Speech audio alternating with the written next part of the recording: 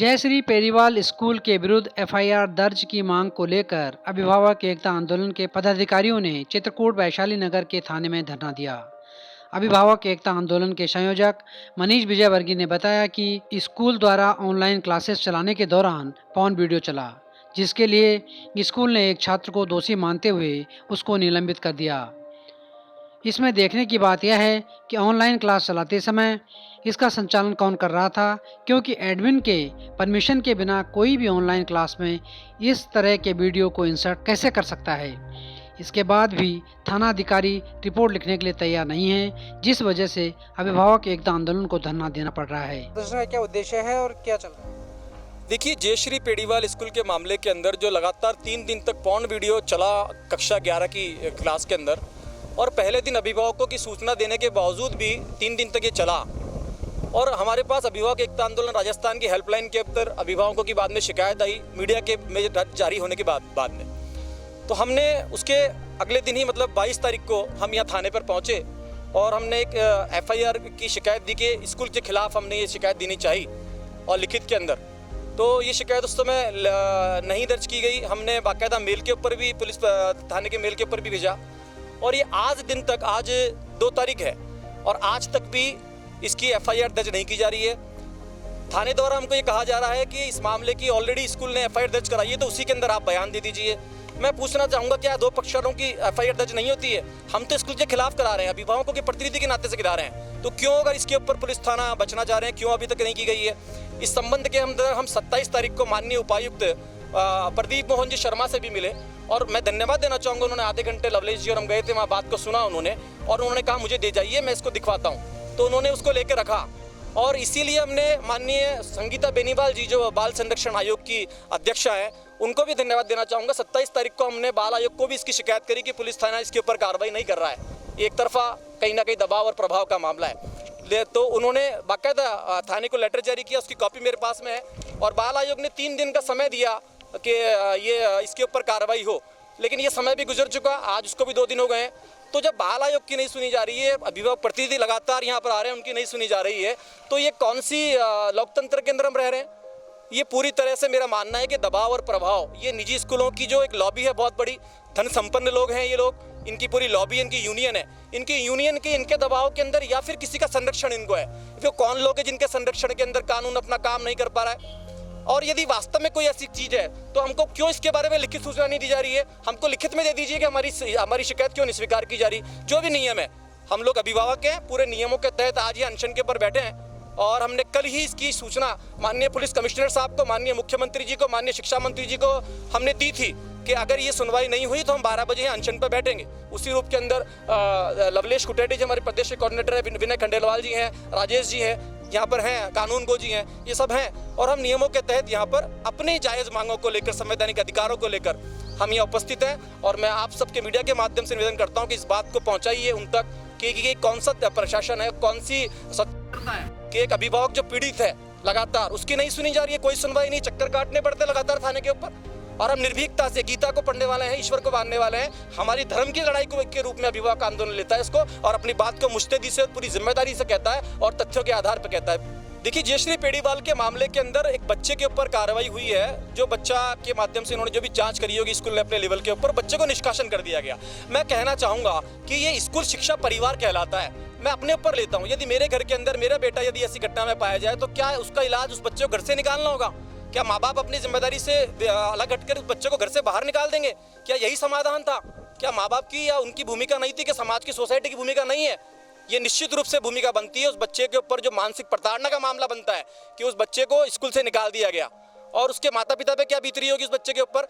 निश्चित रूप से उसने गलती करी है, उसको सुधार के लिए काम होनी चाहिए, क्योंकि वो बच्चा नाबालिग है, तो नाबालिग के हिसाब से उसके ऊपर कार्रवाई होनी चाहिए। इस तरह से उसको उसके मन के ऊपर क्या, ये बाकायदा प्रताड़ना का मामला है। हम कहना चाहेंगे अभिभावक एकता आंदोलन की तरफ से कि ये निरस्त होना चाहिए, बच्चे का निलंबन। स्कूल की भी अपनी भूमिका बनती है, और सब लोगों को सुधार के लिए काम करना चाहिए। बच्चे को निकाल देना बिल्कुल भी इसका सुधार नहीं है। स्कूल केवल बचना चाह रहा है, और क्यों स्कूल अभी तक मीडिया के बीच में नहीं आया, क्यों स्कूल ने अपनी जिम्मेदारी को नहीं माना, स्कूल एक बार आके कहते तो सही कि हाँ खेद है, क्यों नहीं कहा गया। मैं कहना चाहूँगा, स्कूल से मांग करना चाहूँगा, स्कूल की पेडीवाल मैम से मांग करना चाहूँगा कि हम यहाँ पर अनशन पे बैठे हैं, आप आइए और संवाद के द्वार खोलिए। यदि आपके लेवल पे कुछ गलती हुई है उसको स्वीकार कीजिए। इस तरह से अगर आप सही हैं तो क्यों नहीं आ रहे हैं आप, क्यों दबाव के तहत थाना हमारी रिपोर्ट दर्ज नहीं कर रहा, ये सारे प्रश्न खड़े होते हैं। उस बच्चे के लिए के साथ भी उसने गलती करी है, निश्चित रूप से गलती करी है, लेकिन उसके निलंबन का हम लोग कहते हैं ये निलंबन रद्द होना चाहिए, बच्चे को वापस स्कूल में लाना चाहिए, उसके सुधार के लिए काम होना चाहिए, उसके लिए योजना बनानी चाहिए। धन्यवाद। मैंने तो माननीय पुलिस कमिश्नर साहब को भी मेल कर दिया था और माननीय उपायुक्त कार्यालय प्रदीप जी मोहन शर्मा जी साहब की तो वहाँ पर भी मैंने जानकारी दी थी कि कल यदि 12 बजे तक ये नहीं होता है तो मजबूरन हमको कोविड की पालना करते हुए अनशन देंगे थाने के सामने। तो हम लोग उपस्थित हैं, ये पूरी टीम है हमारी प्रदेश की, जो सारे लोग लड़ रहे हैं। कौन है कौन है क्या है? आपसे तो मिला हूँ ना 2 बार में खबर जी, मनीष की देवर की। आपसे तो मैं 2 बार मिला हूँ, आपसे मुझे मिला, आपकी जगह हूँ मैं उसमें। हाँ, जयश्री पेडीवाल के मामले के अंदर जो पेडीवाल की जांच कर रहे हैं, इंटर साहब के पास है और वो हो जाएगी। नहीं, आप हमारे में इसके ऊपर अभी एफआईआर दर्ज कर रहे हैं, नहीं कर रहे, बताइए आपको या करी गई नहीं करी जी सर, उसमें आप इधर आके जब इधर आइए ना, वैसे मैं आपके साथ आइए, सम्मान से बात करें, यहाँ आइए ना। कितना टाइम लगा जवाब में बता दिया ना, जांच चल रही है, सब जांच हो रही है। नहीं, एफआईआर दर्ज क्यों नहीं कर रहे हैं? तो आपने स्कूल के लिए आपने एक तरफा लिया, आपने वो हम स्कूल के खिलाफ कर रहे हैं, 10 दिन से चक्कर काट रहे हैं, 3 बार आ चुका, आप मुझे मिल चुके, क्यों ऐसा हो रहा है? मतलब कि पूरा प्रदेश के अंदर ये भय हो रहा है। तो आप इंचार्ज से सूचित करो ना कहाँ पर है। मैं तो आया हूँ, मैं तो सूचना देके आया हूँ 12 बजे। रिपोर्टर गए हुए हैं, आ जाते हैं। ठीक है, तो हम बैठते हैं जब तक इंचार्ज साहब आते हैं, वेट करते हैं। बैठ आप सूचना दे रहे हैं, एक बात प्लीज। ललित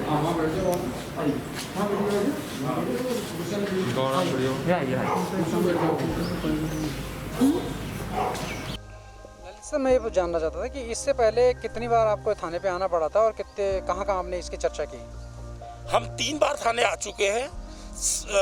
22 तारीख को ये जब मामला आया था, 23 तारीख से हम लगातार इसको फॉलोअप कर रहे हैं, लेकिन थाने द्वारा कभी इधर और कभी उधर टरकाया जा रहा है।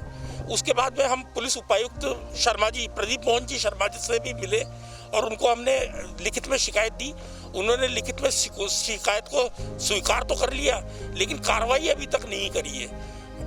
क्यों एफआईआर लॉन्च नहीं की जा रही है, उसका कारण बताएं। जानना चाहता है कि इसमें जब आप स्कूल के पेरेंट्स को लेकर, जिन पेरेंट्स ने इसकी कंप्लेन करी, आप लोगों तक पहुँची जाइए, उनका कोई आपने एविडेंस लिया कि हाँ ये लोग इसके लिए तैयार हैं? बिल्कुल, हमारा जो हेल्पलाइन नंबर है 9309333662, उसके ऊपर लगातार शिकायतें आ रही है कि स्कूल द्वारा इस मामले को दबाया जा रहा है। एक बच्चे को मोहरा बना करके और उसको निष्कासित कर दिया, ये कहाँ तक जायज़ है? स्कूल प्रशासन की क्या कोई जिम्मेवारी नहीं थी? क्या क्लास टीचर उस वक्त सो रही थी? क्या कर रहे थे? कहीं ना कहीं इसके अंदर स्कूल भी अपने आप को बचाना चाह रहा है और केवल बच्चे को टारगेट करके उन्होंने स्कूल से निष्कासित करके बचना चाह रहा है। ये सर्वथा गलत है।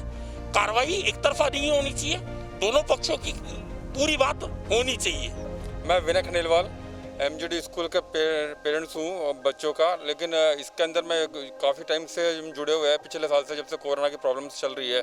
स्कूल उसी टाइम से मैं देख रहा हूँ कि स्कूल पे कोई फ़र्क नहीं पड़ रहा, इतनी प्रॉब्लम्स चल रही है, लेकिन स्कूल कहीं नहीं ध्यान दे पा रहा पेरेंट्स के मैटर के अंदर। और इसी कारण हम इस आंदोलन में जुड़े हुए हैं कि सभी पेरेंट्स की जो प्रॉब्लम्स चल रही है, तो इस आंदोलन को मजबूत बनाने के लिए हम इकट्ठे हुए हैं। और अभी जो पोजीशन चल रही है, जो अभी देखा आपने जयश्री पेडीवाल की भी चल रही है, इन्होंने भी स्कूल पे कोई एक्शन नहीं लिया गया। तो मैं सरकार को यही ध्यान दिलाना चाहता हूँ कि जो आप इस पे बारे में सोचिए कि पेरेंट्स पे क्या बीत रही है, उसके बारे में विचार करके उसको आगे प्रोसीड करें। मैं राजेश चौधरी वारन एकेडमी से बिलोंग करता हूँ। मैं आदरणीय मनीष जी कुटेटा जी के द्वारा जब से इन्होंने आंदोलन का शुरू किया है, तब से ही मैं जुड़ा हूँ। और मैं ये चाहता हूँ कि ये वीडियो का ये काम किया है, इसको पेडीवाल वाले ने बहुत गलत किया है। मैं इसके लिए पूर्ण जोर से विरोध करता हूँ। जब मेरे को आदरणीय मनीष जी भाई साहब बुलाएंगे, तब मैं इनके साथ में कंधे से कंधा मिला के भूख हड़ताल में बैठूँगा। मैं राजेश कानून को, शिक्षा का उद्देश्य ये होना चाहिए कि बच्चा जो है ना मतलब इस तरह के जो है ना उनको शिक्षा दी जाए कि जो देश के विकास के लिए और ओवरऑल पर्सनैलिटी डेवलपमेंट करने के लिए लाइफ टाइम जो है उनका विकास हो। मगर यदि किसी कारणवश यदि मान लो कोई स्कूल से कोई गलती हो गई है तो उन स्कूल वालों को वो गलती अपनी स्वीकार कर लेनी चाहिए, ताकि जो है ना उनमें किसी में भी कोई ऐसा ये हो मतलब अहम का भाव नहीं हो और एक दूसरे की जो कमियां दूर करके सब लोग आगे बढ़े और ओवरऑल जो है ना डेवलपमेंट हो। Park heart and EECP general hospital US FDA व अमेरिकन हार्ट एसोसिएशन द्वारा अनुमोदित राजस्थान का प्रथम अंतर्राष्ट्रीय मापदंडों के अनुसार हार्ट अटैक के मरीजों का बिना सर्जरी बिना भर्ती किए EECP द्वारा अत्याधुनिक इलाज।